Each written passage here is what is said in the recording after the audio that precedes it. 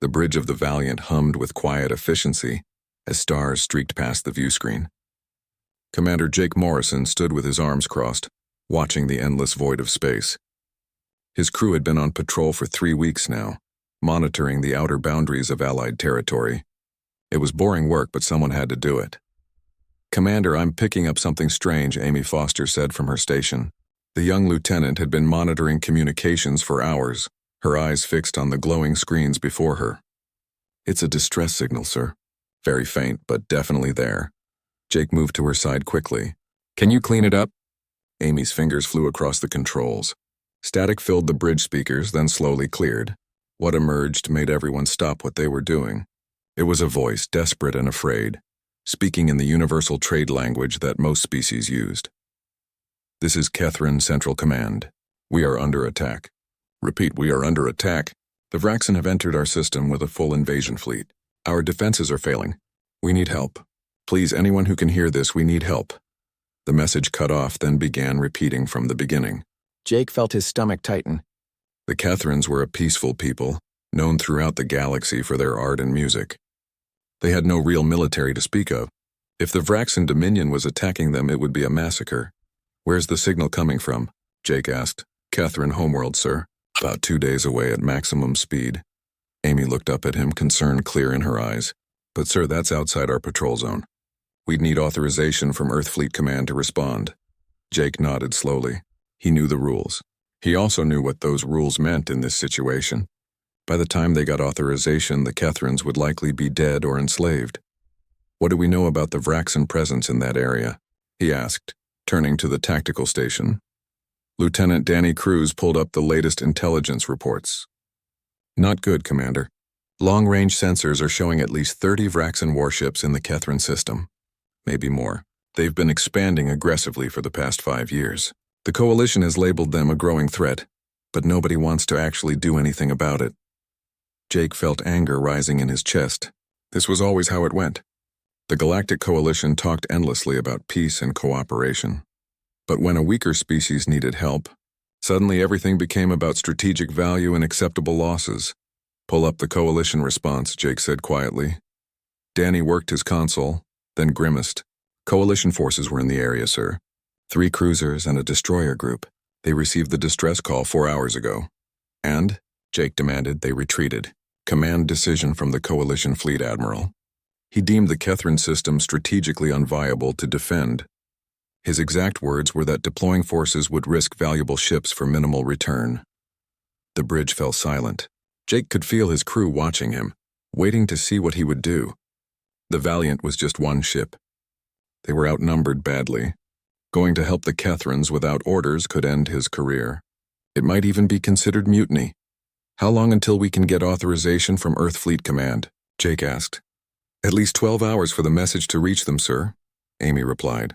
"Maybe another 12 for them to make a decision and send orders back. That's if they decide quickly. 24 hours. Jake knew what would happen in that time. The Vraxen didn't take prisoners unless they needed slaves. Everyone else was killed to make an example. He'd seen the reports from other worlds they'd conquered. The images still haunted his dreams. Chief Engineer Danny Cruz stood up from his station and walked over to Jake. The older man had served in Earth's Navy for 20 years before joining the Space Fleet. He'd seen combat on 3 continents back home. When he spoke, his voice was steady and sure. "Sir, permission to speak freely?" "Granted," Jake said. "We came from a planet that tried to kill us every single day. Hurricanes, earthquakes, diseases, predators that saw us as food. We survived because we learned to help each other. We learned that when someone is in trouble, you don't check your orders first. You help them. That's what makes us human." Danny paused, looking Jake straight in the eye. "The Vraxen think they're tough. They've never met anyone from Earth. They've never fought deathworlders." Jake looked around the bridge. Every face showed the same determination. These were his people. They understood what was at stake here. They understood that some things mattered more than following rules. "Lisa," Jake called to his pilot, "plot a course to the Kethren system. Maximum speed." Lisa Hayes, who had been quietly waiting at the helm, broke into a fierce smile. "Already done, sir. We can be there in 48 hours if I push the engines hard." "Do it," Jake ordered. He turned to Amy.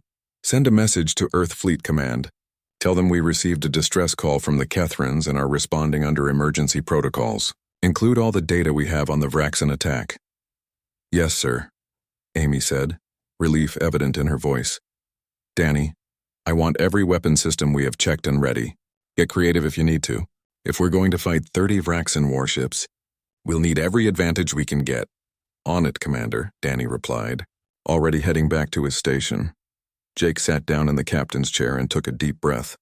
He'd just committed his ship and crew to a battle they might not survive. He'd disobeyed standing orders about leaving their patrol zone. He might face a court-martial when this was over, but he'd also done the right thing. He was sure of that. The Valiant turned smoothly in space, her engines flaring bright as she accelerated toward the Kethran system. Behind them, the safe, quiet patrol route disappeared. Ahead lay uncertainty, danger, and probably death. But ahead also lay people who needed help. And if there was one thing humans had proven time and time again throughout their violent history, it was this. They would walk through fire to help those who couldn't help themselves. The distress call continued to play softly in the background. That frightened voice begging for anyone to come, to care, to fight. Jake Morrison and his crew had answered that call. Now they just had to survive long enough to make a difference. The stars streaked past faster now as the Valiant raced toward battle. In the depths of space, one human warship was heading into impossible odds. But it wouldn't be alone for long. Word was already spreading through the human fleet about what was happening. And humans, Jake knew, had never been good at abandoning their own. Or anyone else who needed them. The deathworlders were coming. And the galaxy was about to learn what that really meant. Admiral Peter Grant sat in his office at Earth Fleet Command, staring at the message that had just come through. He was a tall man with gray hair and deep lines around his eyes, earned from 40 years of military service. He'd fought in 2 wars on Earth before humanity reached the stars. Now he commanded all of Earth's space forces, and he'd just received the most difficult decision of his career. Commander Jake Morrison and the Valiant had gone off mission to respond to an alien distress call. They were heading into a battle they couldn't win, against an enemy that outnumbered them badly. The proper response was clear. Recall the ship immediately, reprimand the commander, and let the coalition handle it through diplomatic channels. But Peter Grant hadn't gotten to his position by always following the proper response. He read Jake's message again, particularly the final line. "We did not crawl out of Earth's gravity well to watch good people die." The Admiral stood and walked to his window, looking out at the stars. Earth floated below, blue and white and beautiful. That deadly, violent, beautiful world that had forged humanity in fire and ice and blood. The death world that made deathworlders. His desk console beeped. "Admiral, I have Coalition Ambassador Therix on the line. He's demanding to speak with you about the Valiant situation." Peter sighed. Of course, the Coalition had already heard. Their spy networks were impressive. "Put him through." The screen flickered to show an insectoid alien with compound eyes and clicking mandibles. Therix was one of the more influential Coalition diplomats, and he did not look pleased. "Admiral Grant, your ship has entered the Kethran system without authorization. This is a violation of Coalition space protocols. You must recall it immediately." The Valiant responded to a distress call, Peter said calmly. "That's well within our rights under galactic law. The Coalition has already assessed the Kethran situation. We determined that intervention is not strategically sound. Your commander is interfering with our decision." "Your decision was to let millions die," Peter replied, his voice hardening. "My commander decided differently. This will have consequences, Admiral. The Vraxan Dominion is powerful. If humanity antagonizes them over one insignificant species, it could lead to war." Peter leaned forward, his eyes locked on the alien diplomat. "Ambassador, let me explain something about humans. We're not good at watching innocent people die. We're especially not good at it when we have the power to stop it. If that bothers the Vraxan, they're welcome to complain. In person. After they've withdrawn from Kethran space." "You cannot be serious," Therix sputtered. "One ship cannot stop a full Vraxan invasion fleet." "Then it's a good thing I'm not sending one ship," Peter said quietly. He cut the connection before the ambassador could respond. For a long moment he stood there thinking about what he was about to do. Then he reached for his desk and activated a special communication channel, one that had never been used before. This is Admiral Grant to all Earth vessels within 3 jumps of the Kethrin system. I am activating Protocol Shepard. Any ship that can reach Kethrin space within 72 hours is ordered to converge and prepare for combat operations. This is not a request. This is a direct order. We have people who need our help and we're going to give it to them. He paused, then added, and for any coalition forces monitoring this channel, here's your warning. Humanity is done watching good people die while you calculate strategic value. We're going to the Kethrin system, we're going to fight the Vraxen, and we're going to win. Anyone who wants to help is welcome.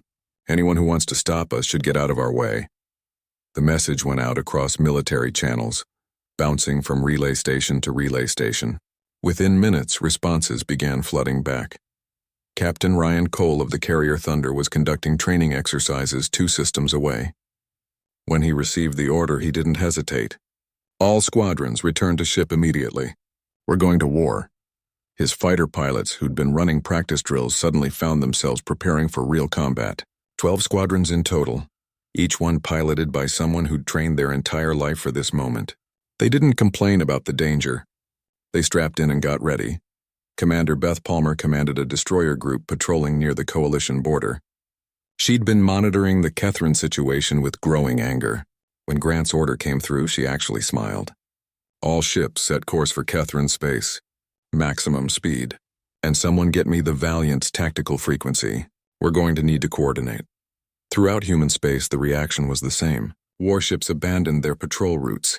Training missions were canceled. Ships that had been scheduled for maintenance launched anyway, their crews working on repairs during the journey. Even civilian vessels responded. Helen Wright had been a fighter pilot during the last Earth War. Now she ran cargo between human colonies, flying an old converted freighter.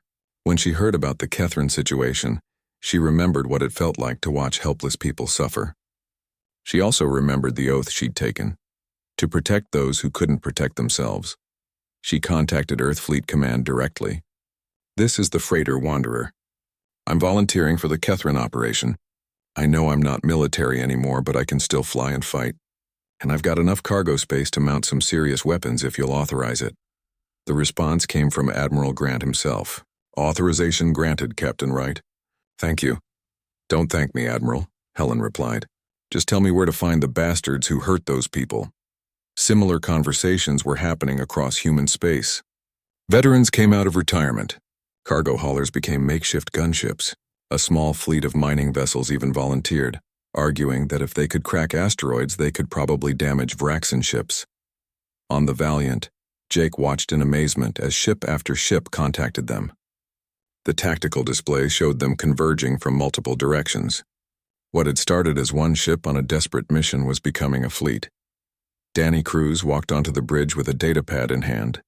Sir, I've been counting. We've got 37 confirmed human ships heading to Kethrin space. More are probably coming. The Thunder alone is bringing 12 fighter squadrons. 37 ships, Jake repeated, stunned. Against a Vraxen fleet of at least 30. Actually, sir, long-range sensors are showing the Vraxen have reinforced. They're up to about 40 ships now. Looks like they're taking the invasion seriously. Jake should have felt worried. The odds were still bad. But instead he felt something else, hope and pride. His species, these violent, stubborn, impossible humans from their deadly little world, they'd heard the call and come running. Open a channel to all incoming human ships, Jake ordered. Amy made it happen, and Jake took a breath before speaking. This is Commander Jake Morrison of the Valiant. I want to thank every one of you for coming. I know you're risking your careers, your ships, and your lives. I know the odds aren't good. But there are millions of Kethrins down there who are going to live because you made this choice. Whatever happens next, I'm proud to serve with you. Responses flooded back, ranging from formal acknowledgments to decidedly informal promises of what they'd do to the Vraxen. Ryan Cole's message was typical. Save the speeches, Commander. Let's just go kick some ass. Lisa Hayes turned from the helm, grinning. Sir, we've got company incoming. And I mean a lot of company. On the view screen, ships began dropping out of faster-than-light travel. Human warships of every class, from massive carriers to small, fast destroyers, and mixed in with them, the civilian vessels bristling with hastily mounted weapons. It wasn't the biggest fleet humanity had ever assembled, but it might have been the most determined. These weren't people following orders from distant politicians. These were people who decided that some things mattered more than rules, that some calls had to be answered no matter the cost. The Valiant was no longer alone. The Deathworlders had rallied and they were ready for war. The human fleet emerged from faster-than-light travel at the edge of the Kethrin system, and what they saw made everyone fall silent. Space was filled with debris from destroyed defense platforms. Orbital stations burned, venting atmosphere into the void. On the planet below, entire cities were on fire from orbital bombardment. Jake stood on the Valiant's bridge, his hands gripping the armrests of his chair. "How many Vrexen ships?" "I'm counting 42 warships, sir," Danny reported from Tactical. "Most of them are in bombardment positions around the planet. They're killing anything that moves down there." "They're not expecting resistance," Amy added. "Their formations are sloppy. They think they've already won." Jake felt cold rage settle in his chest. The Vraxen were so confident they weren't even defending themselves properly. They were just slaughtering civilians, secure in the knowledge that nobody would stop them. "All ships, this is Morrison," Jake said, his voice carrying across the fleet channels. "We're going in hard and fast. Hit them before they can reorganize. Ryan, your fighters will target their bombardment ships first. Beth, take your destroyers and punch through their left flank. Everyone else follow the Valiant. We're going to show these monsters what happens when you murder innocent people." "Music to my ears, Commander," Ryan Cole replied from the Thunder. "All squadrons launch now. Target coordinates being transmitted. Let's make them regret today." Fighters poured from the carrier like angry wasps, their engines burning bright against the darkness. 12 squadrons, each one piloted by someone who'd spent years training for this exact moment. They formed up quickly and accelerated toward the Vraxen fleet. The Vraxen commander, a brutal warlord named Krath, was reviewing casualty reports from the planet below when his sensors officer started screaming. "Commander, multiple ships just entered the system. They're human vessels and they're on attack vectors." Krath looked at the tactical display with confusion. "Humans? There are no human territories near here. What are they doing?" "I don't know, Commander, but they're launching fighters." "A lot of fighters," Krath laughed. 42 ships against their pathetic fleet? They must be insane. All vessels break off bombardment and prepare to engage. Let's teach these Deathworlders some respect. But as his ships began to turn and form defensive positions, Ryan Cole's fighter squadrons hit them like a hammer. The lead squadron, piloted by some of Earth's best, came in low and fast, skimming the upper atmosphere where Vraxen sensors had trouble tracking them.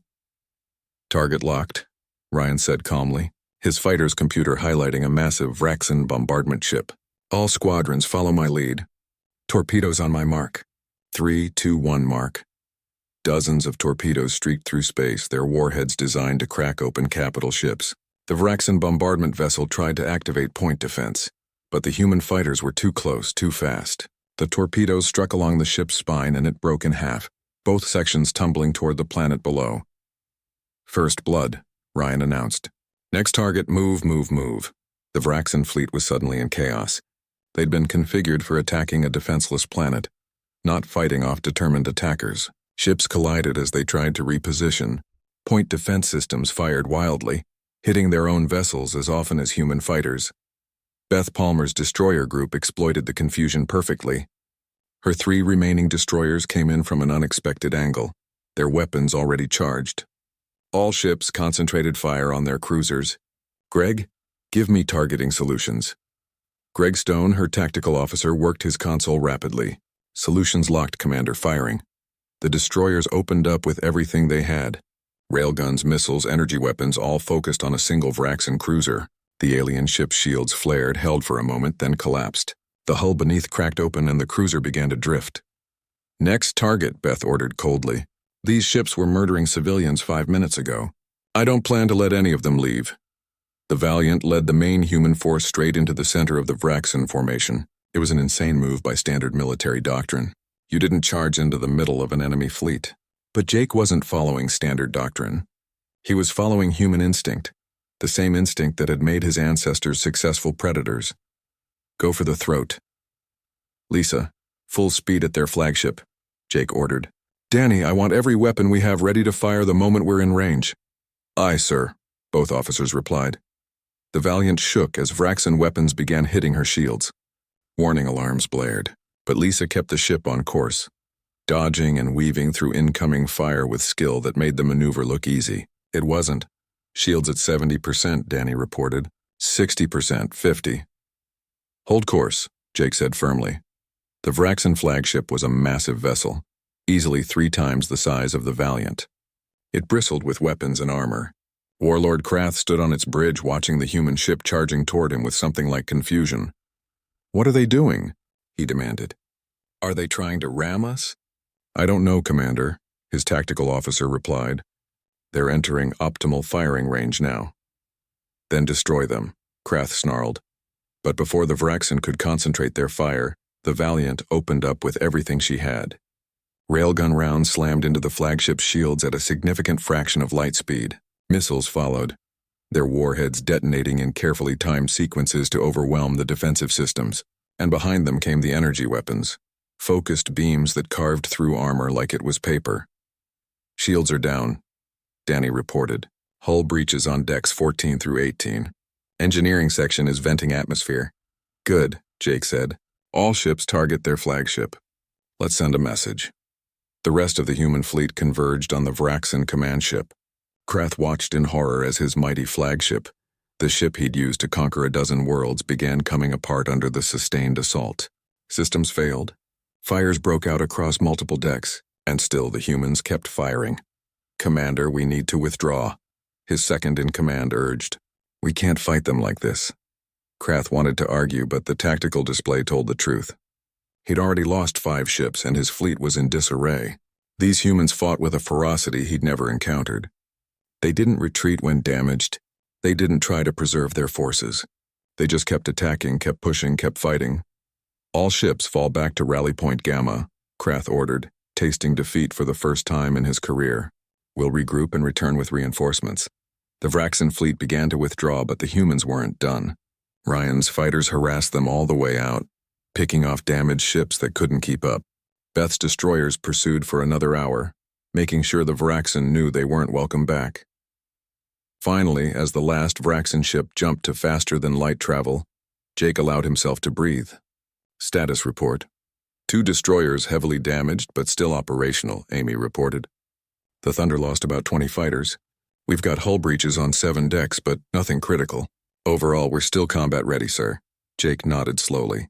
They'd won the first engagement, but it had cost them. And the Vraxen would be back, probably with more ships. This wasn't over. It was just beginning.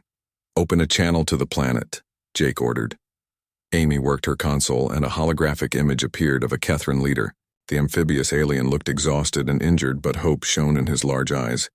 "Human ships, this is Elder Zilrath of the Kethran Council. We received your message. You came. You actually came to help us." "We're not done yet, Elder," Jake replied. "We've driven them off for now, but they'll return. We need to start evacuating your people and setting up better defenses. How many survivors do you have?" "Millions, Commander. Maybe 8 million across the planet. But we have nowhere to go. Our ships were destroyed in the first attack." "Then we'll make room on ours," Jake said firmly. "We're sending down shuttles now. Get your people ready to move." After the channel closed, Danny moved to stand beside Jake. "Sir, we don't have space for 8 million refugees. Even if we did, the Vraxen are going to come back with everything they have. We bloodied them, and they won't forgive that." "I know," Jake said quietly, "which means we need to hold them here until more help arrives. Send a message to Admiral Grant. Tell him we need every ship Earth can spare. This isn't just about saving the Kethrans anymore." "What is it about, sir?" Jake looked at the planet below, where cities burned and millions waited for salvation.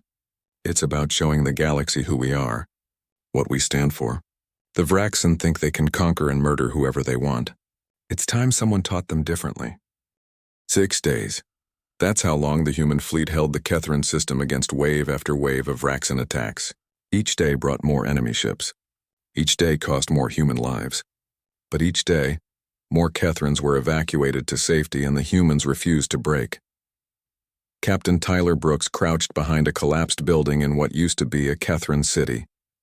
His Marine unit had been on the ground for 4 days straight, helping with rescue operations while fighting off Vraxen landing parties. Smoke filled the air, and the distant sound of explosions echoed constantly. "Corporal Reed, what's your status?" Tyler spoke into his radio. Megan Reed's voice came back, breathless. We've got about 50 civilians trapped in a basement 2 blocks east. Building collapsed on the entrance. We need cutting equipment. On it, Tyler replied. He turned to his squad. Alex, take 3 people and help Reed's team. The rest of you with me. We've got reports of Vraxan ground forces moving through Sector 7. Sergeant Alex Turner nodded and grabbed his gear. The young man had joined the Marines straight out of training, and he'd aged about 10 years in the past week. But he hadn't complained once. None of them had. Tyler's unit moved through the ruined streets carefully. Every shadow could hide an enemy. Every intact building could collapse. This was urban combat at its worst, and Tyler had done this before back on Earth. He knew how to stay alive. He just hoped he could keep his squad alive too. They found the Vraxan patrol in what used to be a market square, 6 of them tall and armored, searching through rubble. Tyler recognized what they were doing. They were hunting for survivors to take as slaves. Remember, aim for the joints in their armor, Tyler whispered, and watch for their plasma weapons. Those things will cut right through your shields. His Marines spread out, taking positions. Tyler counted down with his fingers, 3, 2, 1. They opened fire simultaneously. The first 2 Vraxan went down before they could react. The others scattered, returning fire with deadly accuracy. Plasma bolts turned chunks of rubble into molten slag. One of Tyler's Marines screamed as a shot grazed his arm. But humans had one advantage in ground combat. They'd been fighting each other on their deadly homeworld for thousands of years. They knew urban warfare better than any species in the galaxy. Tyler's squad moved like a machine, covering each other, flanking the enemy, using every piece of cover. Within 2 minutes, all 6 Vraxan were down. Tyler checked his people. Everyone okay? I'm hit, sir, but it's not bad, Private Charlie Webb said, clutching his arm. I can still fight. You're heading back to the aid station, Tyler ordered. Get that looked at. The rest of you keep moving. We've got a lot more people to save today. As they moved deeper into the ruins, Tyler's radio crackled. Captain Brooks, this is Elder Zilrath. Can you hear me? Tyler had met the Kethran leader 3 days ago. The old alien had been helping with rescue operations despite his injuries. I hear you, Elder. What do you need? I need to understand something, Captain. Your people are dying to save mine. Why, we are strangers to you. We have nothing you need. Why would you do this? Tyler stopped moving and found cover before answering. It was a question he'd been asking himself. Elder, back on Earth we have a saying. There's a thin red line between chaos and civilization. Someone has to stand on that line and hold it. Not for glory or money or power.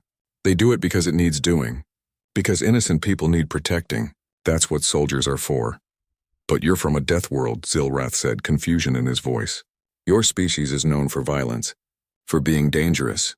We are violent, Tyler agreed. We are dangerous. But that violence serves a purpose, Elder. We use it to protect people who can't protect themselves. That's what makes us different from the Vraxan. They kill because they enjoy it. We kill to stop people like them. There was a long silence on the radio. Then Zilrath spoke again, and his voice was thick with emotion. I understand now. Thank you, Captain. Thank you for standing on that line for us. In orbit, the situation was just as desperate. The Vraxan had returned with reinforcements 3 times now. Each battle was brutal. The human fleet was down to 28 operational ships, and every single one of them was damaged. On the bridge of the Valiant, Jake reviewed the latest reports with growing concern. How many more attacks can we handle? Maybe 2 more before we have to retreat, Danny said honestly. The ship's holding together, but we're running low on ammunition and reactor fuel. Half our weapons are offline, and we've lost too many fighters to maintain proper defense coverage. Jake nodded. He'd known this was coming. They'd done the impossible, holding against superior numbers for nearly a week. But even human stubbornness had limits. How many Kethrans have we evacuated? About 6 million so far, Amy reported. Another 2 million still on the planet. If we can hold for another 2 days, we might get them all out. If we hold another 2 days, we'll lose half the fleet, Danny said quietly. The bridge fell silent. Everyone knew he was right. They could save the rest of the Kethrans, but it would cost human lives. A lot of them. Before Jake could respond, the tactical display lit up with new contacts. Sir, multiple ships just entered the system, Amy said urgently. I'm reading them as Vraxan signatures. At least 30 ships, probably more. Here we go again, Lisa muttered from the helm. How many times are we going to have to kick their teeth in before they learn? But then Amy's voice rose with excitement. Wait, I'm reading more contacts. They're coming in from a different vector. Sir, those aren't Vraxan ships. They're human. It's a reinforcement fleet from Earth. Jake felt hope surge through him. How many ships? I'm counting 40 vessels, sir. Looks like Admiral Grant sent everyone he could spare. The new fleet was led by the heavy cruiser Defiant, commanded by Captain Kevin Hart. His voice came through clearly on the communication channel. Commander Morrison, this is Captain Hart. Sorry we're late to the party. Orders from Admiral Grant himself. We're here to relieve you and finish this fight. Also, I'm authorized to inform you that 3 more fleets are en route. The Vraxan picked the wrong species to mess with. Jake laughed with pure relief. Good to have you here, Captain. The Vraxan are forming up for another attack. Think you can handle them? Commander, I've been wanting to punch these slavers in the face since I heard what they did here. Consider it done. The reinforced human fleet moved to meet the Vraxan attack. This time the aliens didn't have the advantage of numbers. The battle was fierce but short. The Vraxan broke and ran after losing 10 ships, and the humans didn't bother pursuing. They had work to do. Over the next 2 days, with the reinforcements holding the system, the evacuation continued. Every Kethran who wanted to leave was put on a ship. Medical teams worked around the clock treating the injured. And slowly, the human Marines withdrew from the planet's surface. Tyler Brooks was one of the last to leave.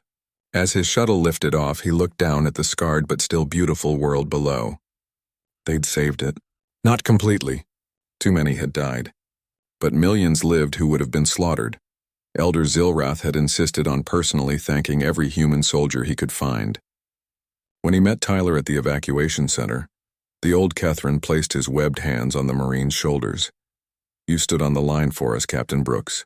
My people will never forget. We will tell our children, and they will tell theirs. We will tell them about the day the Deathworlders came.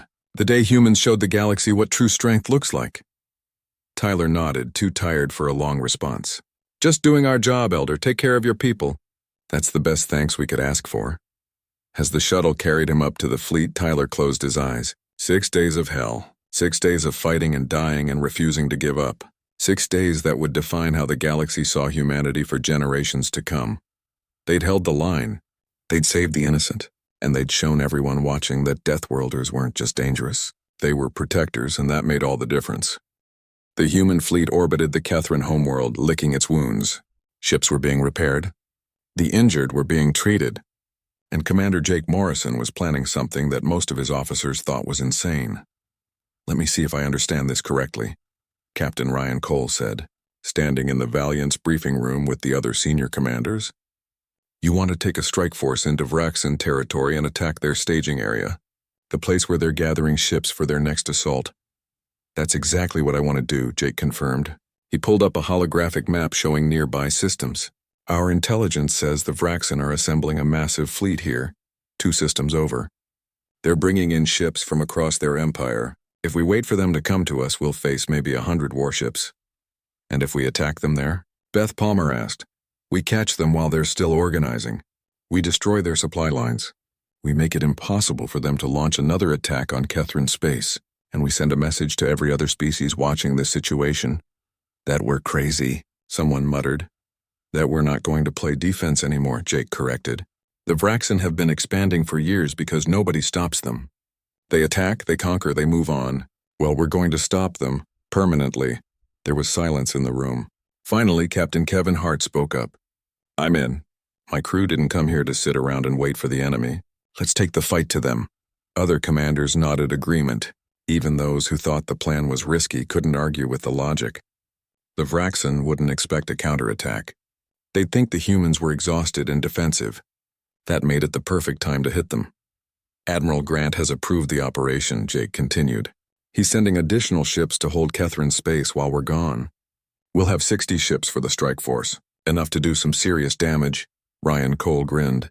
60 ships of angry humans attacking the people who tried to commit genocide. Yeah, I'd say that's enough to do some damage. 2 days later, the strike force jumped into the Vraxan staging system. What they found was both better and worse than expected. The Vraxan had assembled over 70 warships, preparing for a crushing assault on the Kethrans. But they'd also brought something else. Sir, I'm detecting multiple civilian ships, Amy reported from the Valiant's bridge. They appear to be slave transports. Hundreds of them. Jake felt his blood run cold. Scan them. The results came back quickly. The transports were full of prisoners from dozens of different species. Men, women, children, all captured from conquered worlds, being transported to Vraxan slave markets. They're using them as shields, Danny said, his voice shaking with rage. They know we won't fire on ships full of prisoners. Jake stared at the tactical display. The mission had just changed. This wasn't just about stopping the Vraxan fleet anymore. This was about saving those prisoners.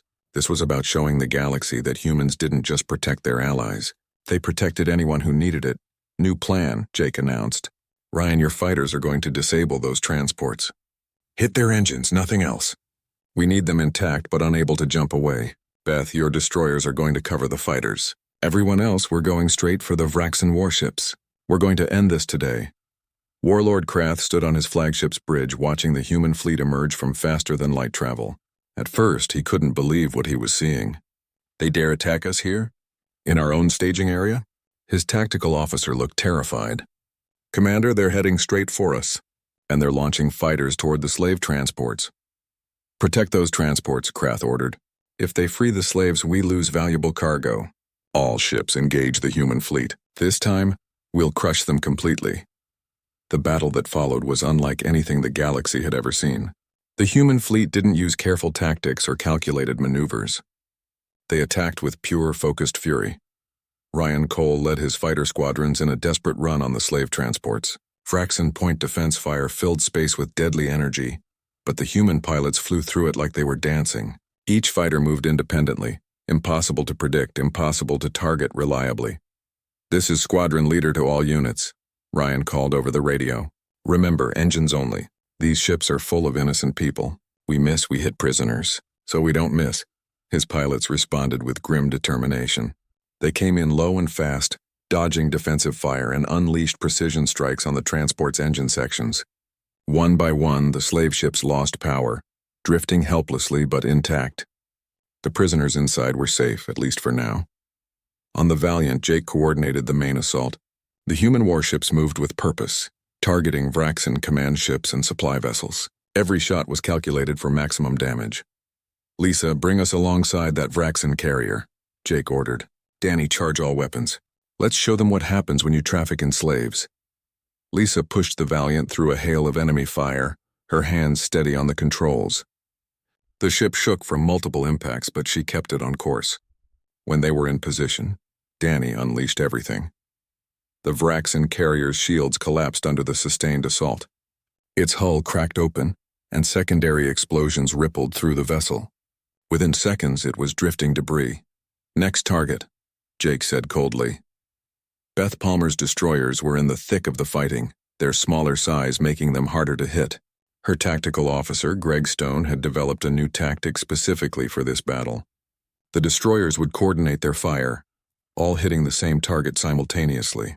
The combined firepower could punch through shields that would have stopped any single ship. All destroyers target that battleship, Beth commanded. Fire on my mark. 3 destroyers lined up their shots. Mark.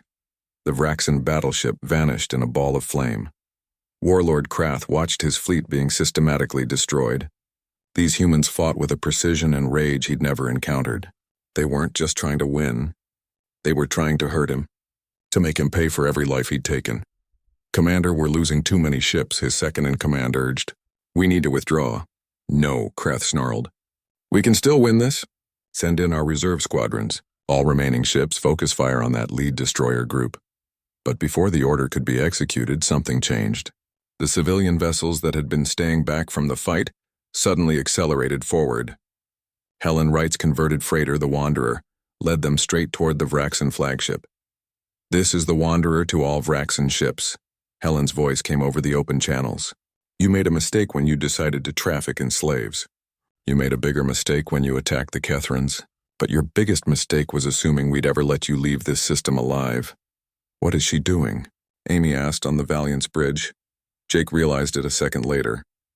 She's going to ram them. All ships, cover the Wanderer. Don't let the Vraxan shoot her down. Helen pushed her old freighter to maximum speed, heading directly for Krath's flagship. The Vraxan tried to destroy her, but human warships intercepted every shot.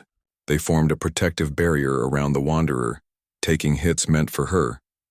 At the last second before impact, Helen activated her ship's emergency evacuation system.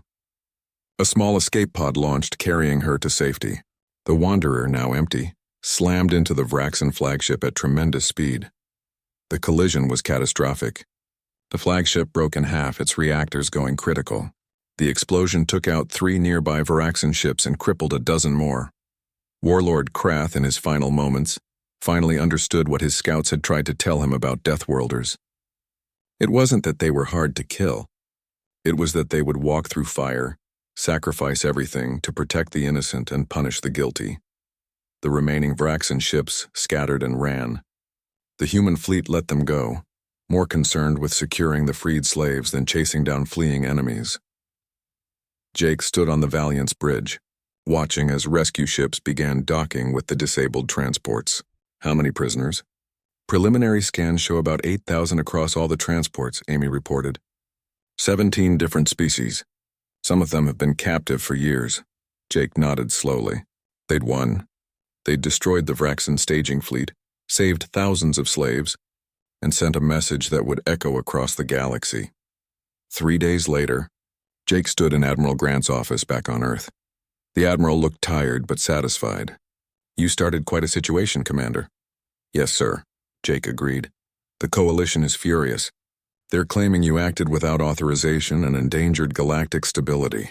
They want sanctions against Earth. And what did you tell them, sir? Grant smiled.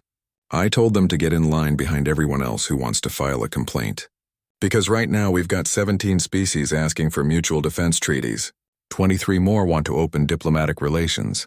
And the Kethrans have offered to become humanity's first official protectorate. Jake blinked in surprise. Sir? You changed everything, Jake. The galaxy thought humans were just another aggressive species. Dangerous but ultimately selfish. You showed them we're willing to fight for others. That we'll risk everything to protect the innocent. Every species that's ever been threatened by a larger power is looking at Earth now and thinking, maybe those deathworlders are